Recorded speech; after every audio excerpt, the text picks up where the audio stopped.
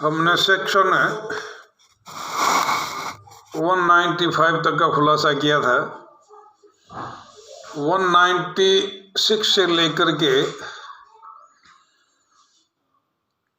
और 200 तक जो है वो पुष्टिकरण का नियम है, जिसका खुलासा मैं पहले ही कर चुका हूँ एजेंसी की स्थापना के समय। इसमें कोई विशेष तकनीकी बात नहीं है। धारा 196 के अंदर लिखा है कि जब कोई पक्षकार दूसरे पक्षकार की सहमति के बिना उसकी ओर से कोई कार्य करता है तो दूसरा व्यक्ति उसके काम को स्वीकार भी कर सकता है और उसके काम को अस्वीकार भी कर सकता है। साधारण सी बात है। बिना सहमति के, बिना पूछे अगर किसी ने भरोसे के आधार पर कोई काम कर लिया तो विधि की स्थिति है कि दूसरा व्यक्ति उस काम को स्वीकार भी कर सकता है और उस काम को अस्वीकार भी कर सकता है। लेकिन यदि वो स्वीकार कर लेता है, इन केस यदि वो स्वीकार कर लेता है तो ये मान करके चला जाएगा कि वो कार्य स्वयं उसी व्यक्ति ने किया है, अर्थात पूर्व स्वीकृति के आधार पर किया है। ऐसा मान के चला जाएगा कि पहले उसने स्वीकृति, यानी एक रेट्रोस्पेक्टिव इफेक्ट हो जाएगा। जिस तारीख को एजेंट ने बिना सहमति के ही काम किया था, पुष्टि होने के पश्चात उन कार्यों के लिए पुष्टिकर्ता यानी नियोक्ता जो है वो अन्य पक्षकारों के प्रति उत्तरदायी हो जाएगा। सामान्य एजेंसी की स्थापना हो जाएगी। नियोक्ता तृतीय पक्षकार के प्रति उत्तरदायी हो जाएगा। एजेंट का व्यक्तिगत दायित्व मुक्त हो जाएगा। और यदि मान लीजिए कोई पारिश्रमिक की व्यवस्था है तो एजेंट को पारिश्रमिक की राशि प्राप्त करने का अधिकार भी प्राप्त हो जाएगा। यह है डॉक्ट्रिन ऑफ रेटिफिकेशन। ये चार धाराओं का उल्लेख करने के पश्चात सेक्शन 210 से लेकर के 200 से लेकर के 210 इन धाराओं के अंदर है एजेंसी की समाप्ति। एजेंसी की समाप्ति, टर्मिनेशन ऑफ द एजेंसी।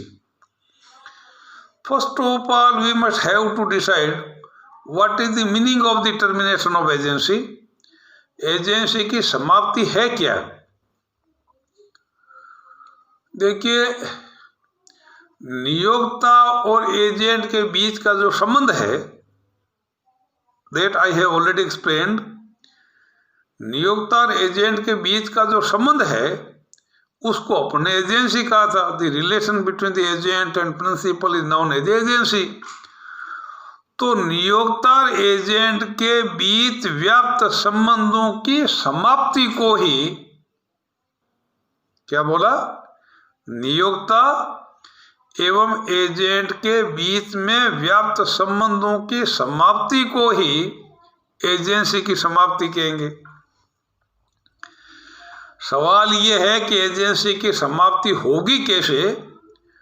तो इसको अपन बाई एंड लार्ज मोटे तौर पर दो भागों में अपन विभाजित कर सकते हैं।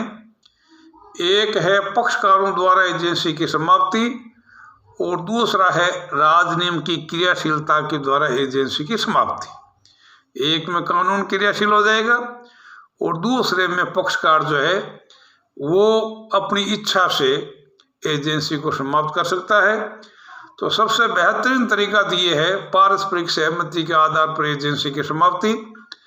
जिस प्रकार सहमति के आधार पर एजेंसी की स्थापना हुई है, ठीक उसी प्रकार से पारस्परिक सहमति के आधार पर एजेंसी को समाप्त भी किया जा सकता है। इसमें कोई किसी तरह की दिक्कत नहीं है। दूसरा तरीका है कि नियोक्ता द्वारा एजेंट के अधिकारों का खंडन करके, अगर नियोक्ता को लगता है कि अभी ये एजेंट बनाए रखना जो है कारोबार के हित में नहीं है, तो ऐसी स्थिति में नियोक्ता एजेंट के अधिकारों को खंडन करके और खंडन के पश्चात उत्पन्न दायित्वों के लिए नियोक्ता अन्य पक्षकारों के प्रति उत्तरदायी नहीं होगा। लेकिन यह ध्यान रखने की बात है कि कुछ स्थितियां, कुछ दशाएं इस प्रकार की है कि जिसमें नियोक्ता चाहते हुए भी एजेंट के अधिकारों का खंडन नहीं कर सकता। इसको बोलते हैं अखंडनीय एजेंसी। कभी यदा कदा 4 नंबर का या 2 नंबर का क्वेश्चन पूछ लेते हैं। इररिवोकेबल एजेंसी ऐसी एजेंसी जिसमें नियोक्ता चाहते हुए भी एजेंसी का खंडन नहीं कर सकता। ये 3 दशाएं हैं, सेक्शन 202, 203 और 204। ये 3 दशाएं हैं जिसमें एजेंसी का खंडन संभव नहीं है। नंबर 1, हितयुक्त एजेंसी।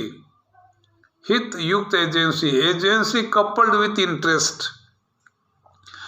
यदि एजेंसी के अंदर एजेंट का हित उत्पन्न हो गया हो तो नियोक्ता चाहते हुए भी एजेंसी का खंडन नहीं कर सकता।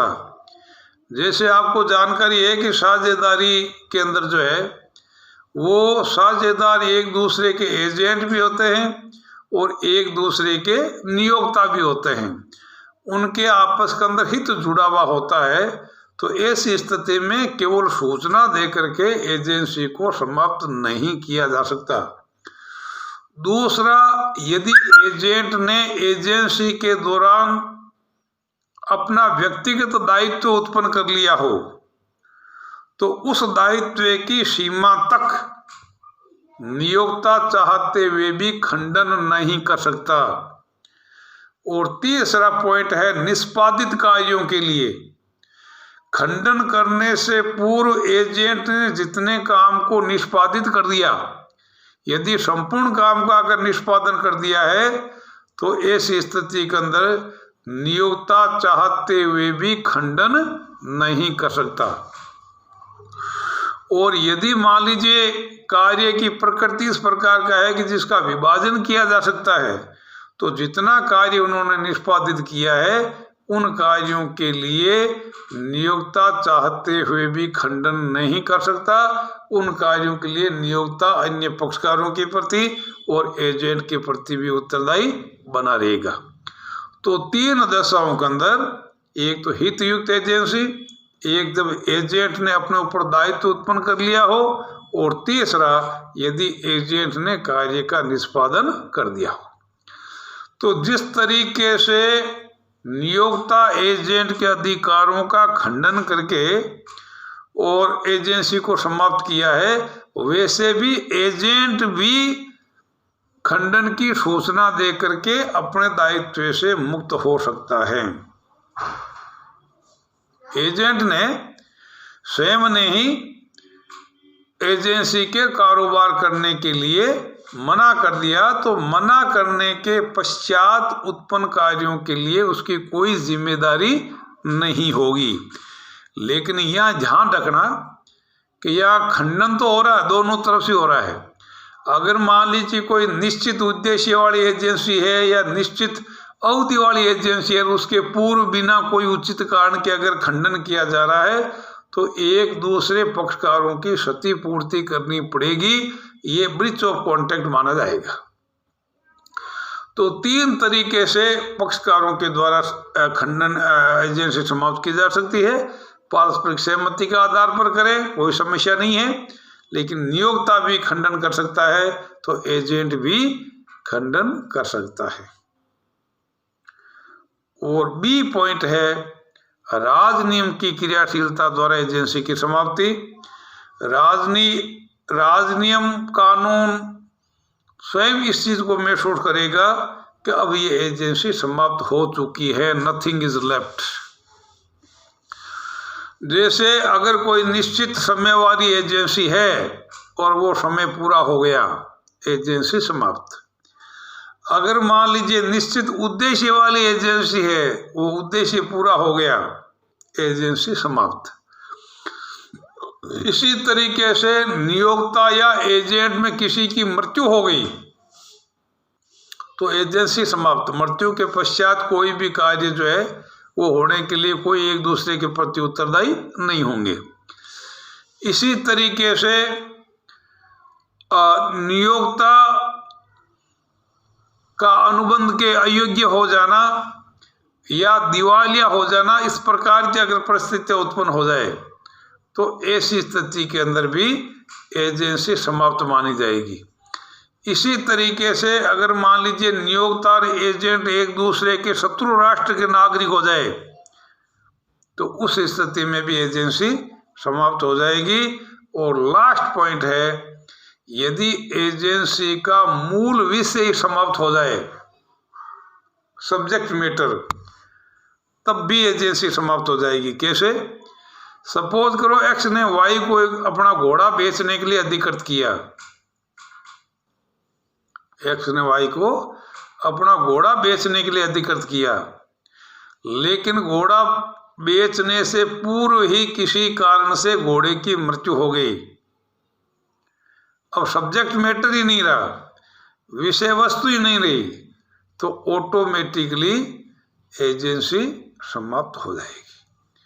तो ये कुछ दशाएं हैं जिसमें राज नियम की क्रियाशीलता के द्वारा एजेंसी को समाप्त किया जा सकता है।